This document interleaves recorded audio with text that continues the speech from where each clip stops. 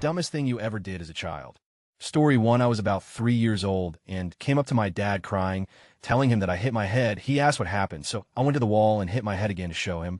Story 2, I wasn't even a child, was in my 20s. I was working in a doctor's surgery installing software. I started playing around with a stethoscope that was on the desk, checked my heart, lungs, brain, etc.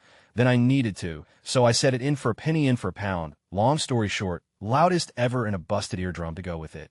Edit meant to say thank for the Reddit gold. I have no clue what it does, but I will cherish it. Story 3, when I was a kid, I showed my first to my parents. There was also 2 cops there because my mom lost her purse the day before. I thought mine was broken, so I started freaking out and showed everyone. Needless to say, the cops were impressed. Story 4, I was probably 4, and I was carrying a big red bucket, almost as big as me. I fell into the pool, and it filled up as I sunk to the bottom. When my mom dove in to get me, I wouldn't let go of it. God, I must have loved that bucket. Story 5, I was about 5 and farted in the bath. The bubbles made me laugh, so I tried really hard to again and ended up shitting in the bath. The log apparently both surprised and scared me when I saw it floating, so I tried to splash it away and instead threw out the bath and onto the carpet. I thus began to scream, so Mom came running in from next door and stood on the turd. Story 6, early one winter morning, while my mother was making breakfast, 3-year-old me saw my reflection in the stainless steel toaster and thought, I think I'll give that handsome young man a kiss. And that's when I learned hot things are hot. Story 7, I have older brothers, and we all had interest on math, science, and physics from an early age. My brothers would tell me if something spins fast enough like a fan or circular saw, it can cut through a piece of, the same with a bicycle tire rotating very fast. Being the experimental scientist that I am, I jammed a broomstick into the spokes of the neighbor girl's bicycle as she pedaled by. Parents are not amused. Not mine, not hers. Story 8, my grandmother, who lived right next door to us, used to remove cat from our backyard by tossing it over the fence with a toy shovel. One day, when my parents weren't home, I was playing in the backyard by myself and felt the need to use the bathroom, but I didn't want to have to go inside. So, of course, I took inspiration from my grandmother and took on the shovel and tried to throw it over the fence. I stood with my back to the fence and tried to swing the shovel in an arc above my head like so that it would be flung up over the fence behind me. Instead, the slid off of the shovel and landed directly on top of my head.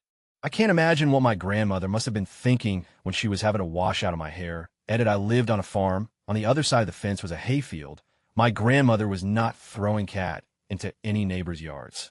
Story 9, drank 10 Red Bulls in a few hours. My friend did the same. We just sat on the curb for a while afterward. I don't sweat out my armpits now. The two probably not related, but I like to tell people that's the reason. Story 10, I ruined my dad's VCR when I was 2 or 3 because I thought it worked by putting household objects in to watch that type of show. I put in feathers, seed, yarn, food, anything I could find. My dad eventually caught me trying to jam in a baseball, and that's when he found everything else I put in. I still remember all of it. Story 11, I had just came out of primary school, 7 years old, and was waiting for my younger brother to come out also. I thought it would be hilarious to pick up my mom's friend's baby as everyone was waiting and pretend to kidnap in my arms. Now, imagine a tiny 7-year-old holding a baby over his shoulder running across the playground and then slamming the baby into the ground as I gracefully tripped over. Luckily, we were on grass and the baby wasn't harmed, but my God, I thought I was going to be grounded for life. Edit fixed autocorrect.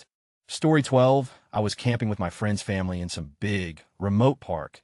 We decided to go adventuring and went through the woods and climbed hills, and such his little brother came along with us. As we climbed a hill, I looked back and saw him below.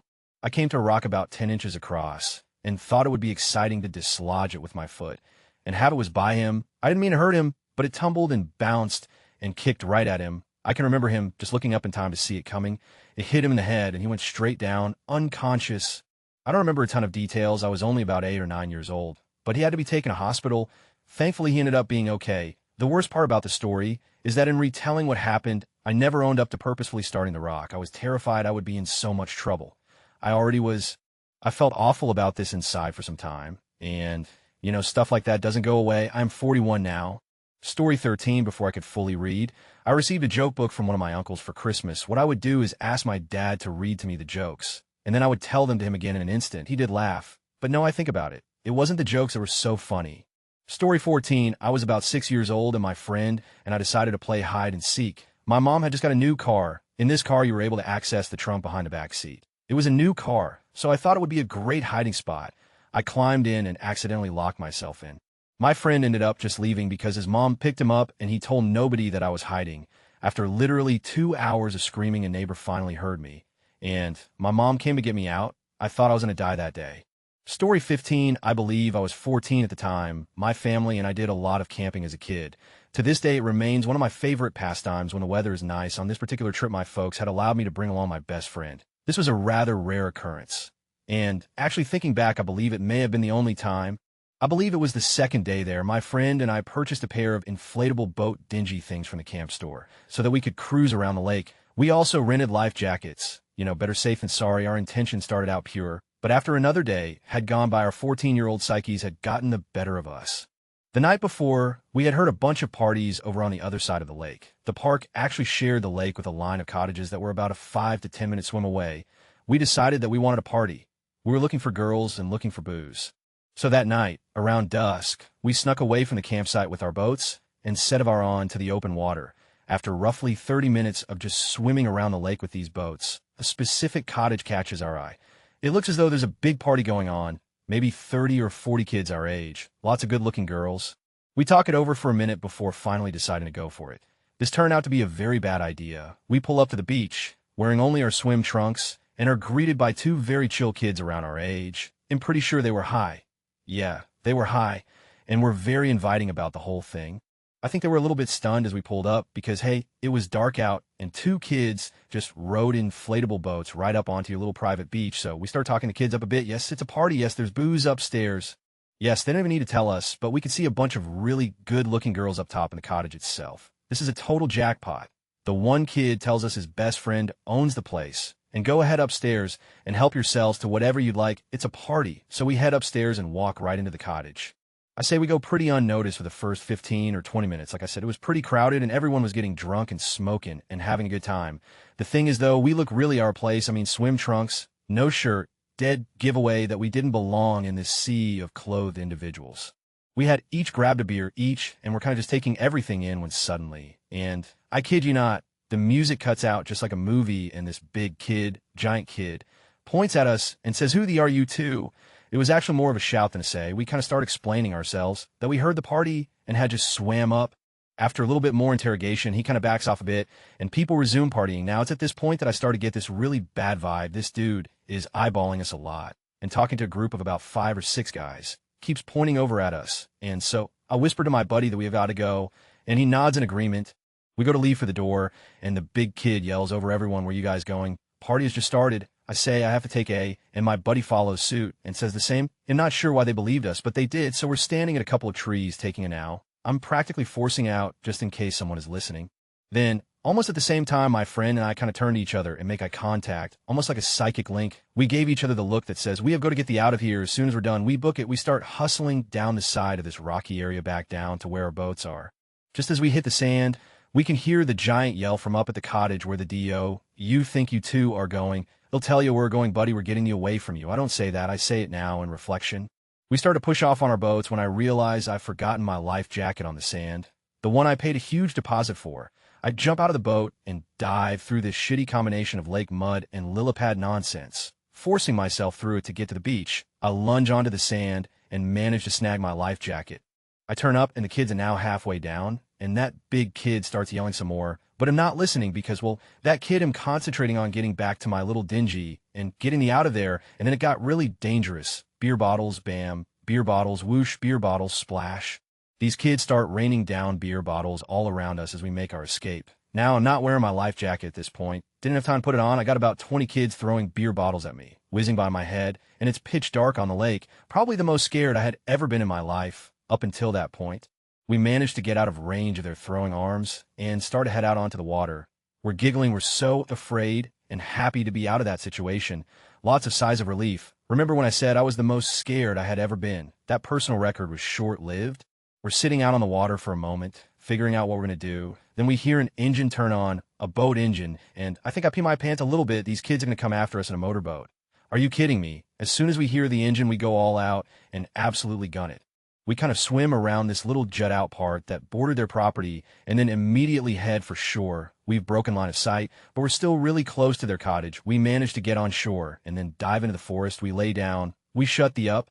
These kids spend about 45 minutes trolling the lake up and down in front of their area. I spend 45 minutes silently laying in the dirt and the mud waiting for them to give up, flashlights shining overhead.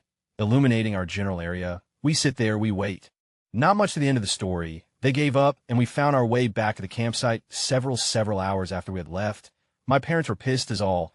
Funny thing is they never found out. I actually told this story to my parents a few weeks ago. My mother was mortified. I'm not sure if this was the dumbest thing I ever did, but it definitely ranks as top 5 for sure. Edit TLDR, I tried to find a party camping. Found one, big mean of kids, almost got killed by beer bottles, almost got killed by a boat. Didn't die. I used to live on the beach in Georgia. Terrible beach, but I always loved the seagulls. I told my parents I wanted one, and they said no. Pretty reasonable since those things like Reddit calls people. I really wanted one though. My cousin had gone on that vacation with us, and I told him about wanting a seagull. He was about 19 and decided this was a good chance for a prank. He drove me to a Walgreens, where we bought some bread and NyQuil. He soaked the bread in NyQuil, told me it was special juice the birds liked, and used a hairdryer in our condo to dry it quickly. We went back down to the beach, and I threw the crumbs to the birds. I followed a few of them around, but most of them left before the NyQuil took effect. However, 2 of them stuck around. I used the rest of the undrugged loaf to distract them, and one passed out. The other didn't move. When I went to grab it, I quickly put them in my bag and ran back to the condo, and hid them in my room and closed the door. Did someone say flawless plan for lifetime friends? Well, actually it didn't work out. Because I'm probably retarded, I forgot that I had a bathroom attached to my room that connected to another room and left that door open. When we got back 5 hours later, the entire house was covered in, especially my room and a loving room. One of the seagulls, the one I had named Marco, had died on my dresser, probably from an OD. The other was still sitting by our living room window, still tripping but breathing. It took us hours to clean it all up. In the time we did, the living seagull, his name was Oscar, continued his drugged-out diarrhea of vengeance. We finally got him to fly out my parents' bedroom window. I wasn't allowed to have any pets for 5 years after that. And even then, I was only allowed to fish. I also later found out that this is a very common prank when college kids go to the beach, at least in our area. And now my cousin Tim is a TLDR Jesus Christ Tim. There's seagull everywhere, and Marco didn't make it. Now, I have a fish, and I'm retarded. Story 16, when I was 5, I thought it'd be cool to touch the melted wax in a candle. However, the candle was still lit, and Mom always got pissed when I blew them out. So to shield my finger from getting burned, I wrapped it in a tissue. Once the tissue inevitably caught fire, I tried to hide my stupidity by shoving the tissue back in the tissue box. I thought this would extinguish it for some reason. Once the whole box caught fire, I pushed it from the back of the toilet into the sink. Without turning the water on, I ran into the other room and told Mom there had been a small problem in the bathroom. To this day, 14 years later, my family refuses to let me live it down. Story 17, I saw some cheerleaders doing round-offs on TV. At the time, I thought they were cartwheels. I didn't know how they could do cartwheels on their fingertips, but I figured if they could do it, so could I. Not having any experience, I thought it would be better for a first-timer like me to try it down the stairs. With a can-do spirit, I stood at the top of the stairs, raised my hands high in the air, and dove down the stairs fingertips first. Attempting the move, I learned that no one can possibly do cartwheels on their fingertips, and somehow was not severely injured. Story 18, when I was 3 or 4, I managed to stick a pair of rubber gloves in the toaster oven and turn it on to see what would happen. I nearly burned our kitchen down, but my pregnant mother waddled into the kitchen and promptly chucked the flaming toaster oven into the backyard. The stress from this whole ordeal sent my mom into labor later that evening. A few hours later, and my sister was born. Story 19, my parents told me that when I was 3 years old, I found my dad's crescent wrench, proceeded to hold it down my pants and tighten it on to Mbajr, and then run around my backyard crying with a wrench dangling from my doodle. I don't know how I got it that tight. Story 20, I was arrested somewhere around age 8. I attended daycare after school and hated one of the counselors. So I wrote a list of what I was going to do when I grew up on a sheet and forgot it when I left. 1. Open daycare. 2. Beat up Mr. Daryl's kids. He found it and reported it to the police to teach me a lesson. I was 8 and he didn't have kids. Edit a little clarification since this is getting more attention than I expected. By arrested, I don't mean I was escorted out of daycare in handcuffs. I had to go to the police station and speak to their child therapist. I assume that's who it was. By counselor, I mean he worked at the daycare. He wasn't the school counselor daycare after school program when I was around 7. I screwed up pretty big. I decided to take a bubble bath one night, and I really went to town with the bubbles. They were everywhere throughout my time in the tub.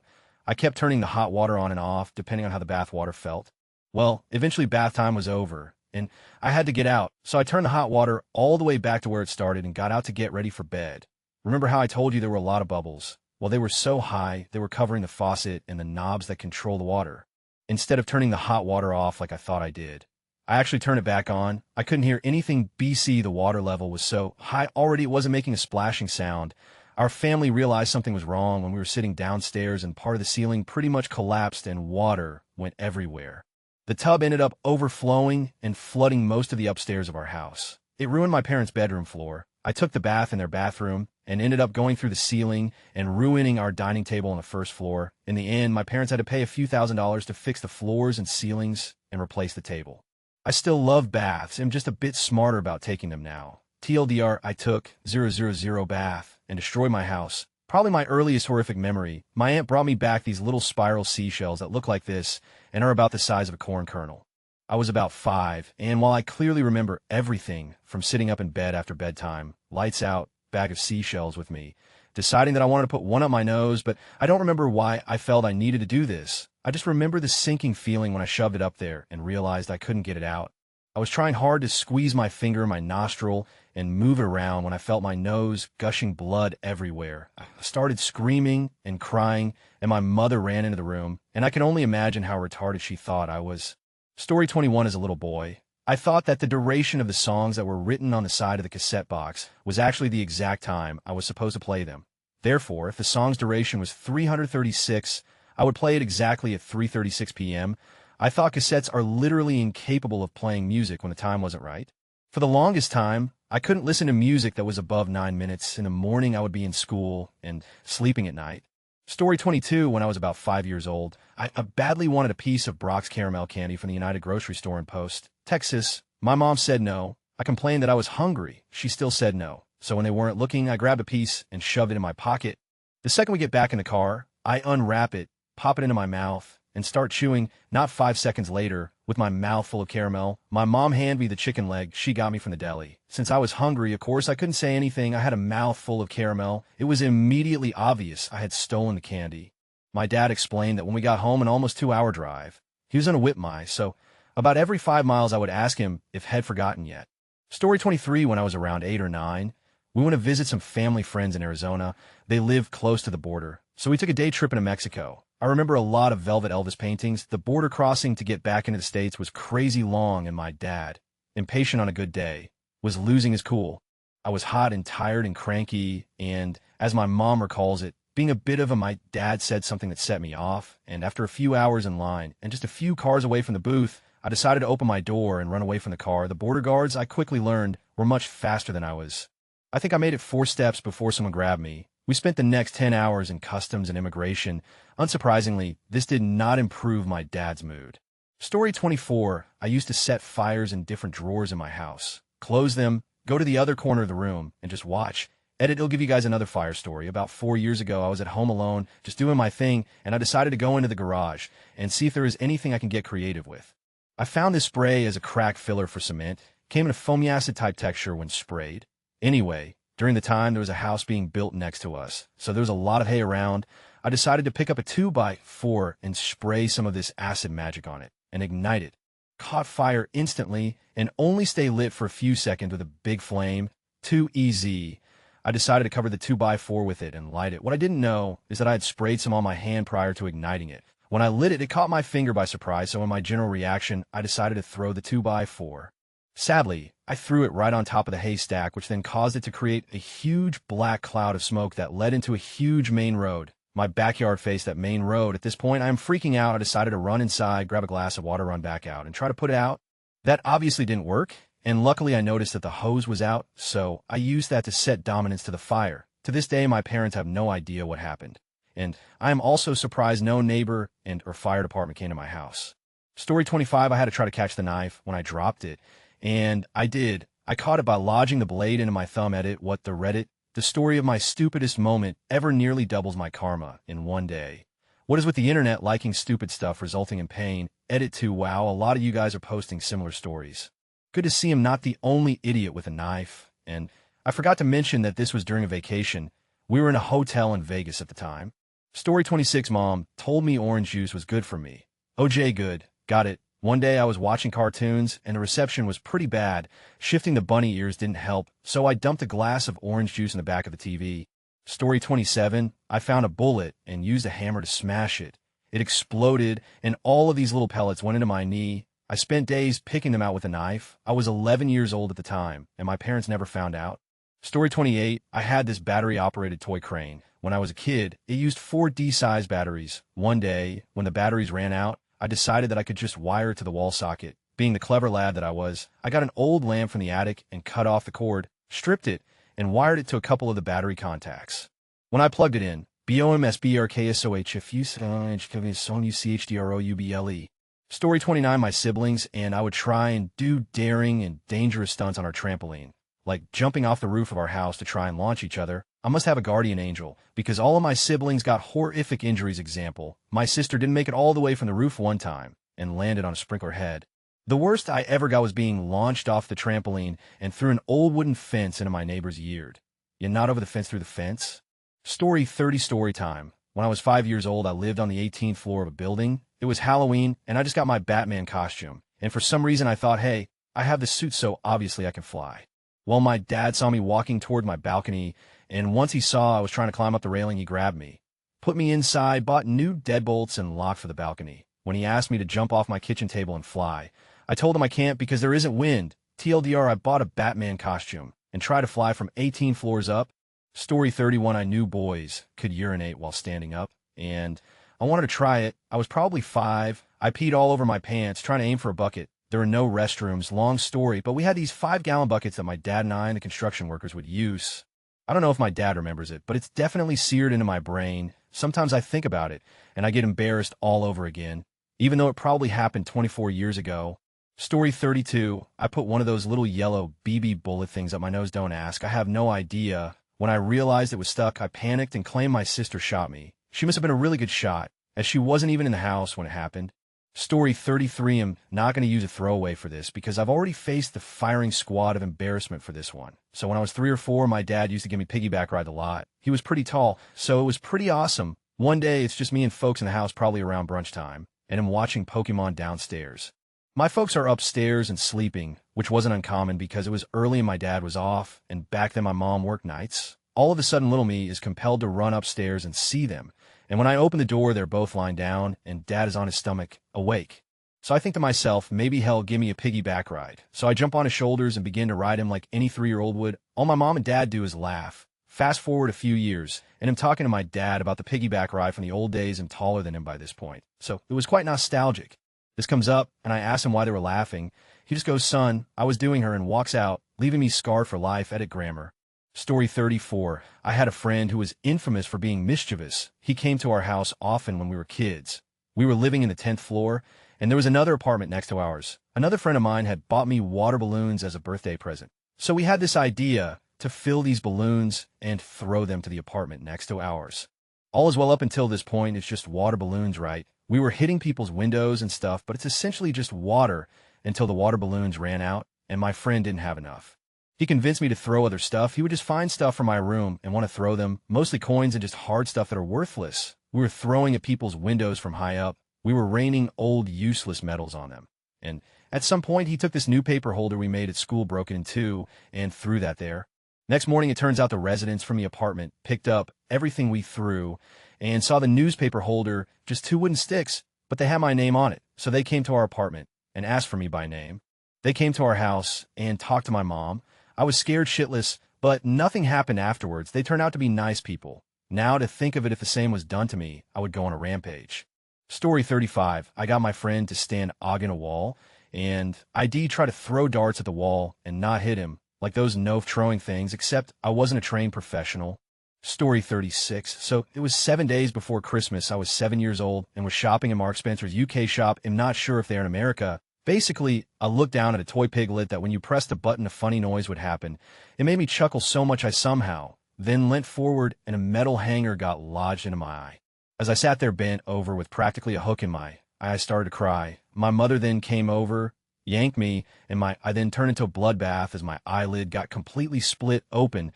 I became unattached. So then in the ambulance, they gave me a sweet. It felt like my eye was wobbling out of control, grim. Story 37, when I was 12 years old, my brother 3 years older, and our 2 friends, one my age, one my brother's age, would go to the beach a lot. It was a very treacherous journey, seeing as how we lived on the coast in Washington State. It was essentially a hike down a cliff to get to the water. Side note, Our beaches in the PNW are not sandy. They're rocky and gross anyways. One day we found part of the cliff that had eroded into a big pile of dirt and sand. The cliff wall was now just a big clay wall, perfect for making footholds and climbing up. Continue. After we would climb high enough, we would jump off the cliff into the sand and dirt pile at the bottom.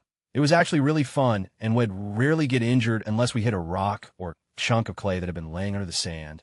Just minor boo-boos, though. Eventually, it became boring, and we moved on to the next adventure in the outdoors of Washington. A few months later, we went back to the cliff that we had discovered to find the wall covered in brush and weeds. This is the dumb part, making it pretty difficult to climb up and jump off. We hatched a plan to go back to our house and siphon gasoline out of my parents' lawnmower, fill it into Coke and Sprite bottles, take it to the cliff, and burn all the brush away. The plan worked beautifully, and we quickly learned how sensitive gasoline was compared to things like Axe body spray and other household flammables. We played with fire a lot. After about an hour of burning the brush away, it was complete, and we had one more Sprite bottle of gas left. We decided we had to go out with a boom for the grand finale. So we set the bottle on a rock and started throwing matches at it from a distance to try and make it explode. We probably went through 3 matchboxes when we decided that it wasn't going to work. Finally, our friend, the elder of the two, manned up to the job and walked over and dropped a match onto the bottle. To our disappointment, the bottle didn't explode. I guess we were all expecting some Hollywood-style explosion. But all that happened was the tip of the bottle ignited and burned almost like a candle, just sitting and burning slowly. So our next idea was to throw a rock at it and try and get it to pop and blow. After about 5 minutes of that, we all realized that we had super shitty aim and weren't brave enough to stand close to it and knock it off at point blank, the climax. Then, out of nowhere, the elder friend Big made a run for the bottle and kicked it. Not realizing my brother standing downwind across from him, the bottle soared through the air, and as the gasoline was spewing out in a circular pattern, it ignited like a great big twirling fireball, right towards my brother. The bottle hit his jacket shoulder, and instantly he was doused in flames. At that point, we were all screaming and had no idea what to do. He could not stop, drop, and roll because the beach was covered in big sharp rocks. If you've been to a PNW beach, you'd understand. So he ran for the water and literally collapsed into it. The fire was out, and my brother emerged from the water, jacket melted to his skin, face burnt, and bleeding side of his head got at the worst where the flames from his shoulder reached up. His ear was charred too. We were all at a panic. I vividly remember breaking down and sitting on a big log and sobbing. We had no idea what to do. We got my brother back to the house and put him in the shower with the water on cold. He was screaming with pain, and now the house smelt like burnt hair and skin.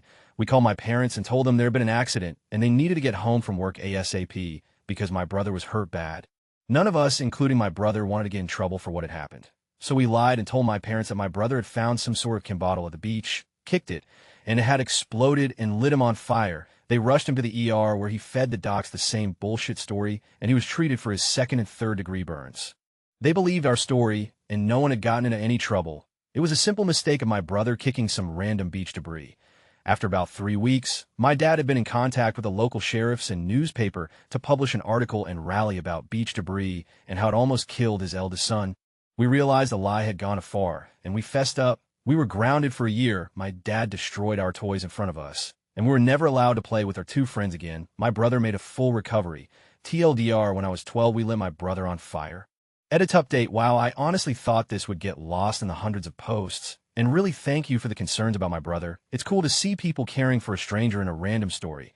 Random facts in case any of you want to know. My brother is now 24 and a lieutenant in the Army, married with a baby on the way. I'm 21 and still trying to figure out what to do with my life. The younger of the 2 friends is finishing up his senior year at WSU.